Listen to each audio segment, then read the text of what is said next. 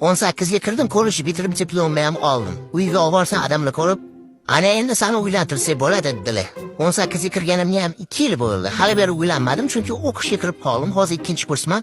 O'qishni bitirib olib, xudo xohlasa uylanaman. Bakalavr tamomlaganimga ham 1 yil bo'ldi. Ana endi uyda hozir og'iz ocharmikan bu mavzuda desam, ana endi yaxshi ishga kirib mashina olgin deydi. 25 yoshga to'ldim, mashinali ham bo'ldim, xudoga shukr. Odamlar mundoq qaradilar menga. Ana endi o'g'lim dedilar, uyga remont qilamiz dedilar. 27 yoshga to'ldim, xudoga shukr, ishim ham tayin, mashinada ham bo'ldim, uyimiz ham remont bo'ldi. Keyin men nima qilish uchun sabzi solib qo'ygandim oyoq kiyimlariga, odamlarga. Odamlar uni ko'rdilar-yu, keyin hazilkash o'g'lim dedilar bo'ldi. Mana 30 yoshga to'lib oldim, xudoga shukr. Ba'zi bir do'stlarim 2-3 ta farzandli bo'lib ketdi. Ba'zi bir do'stlarimda 2 talab ayollar bor.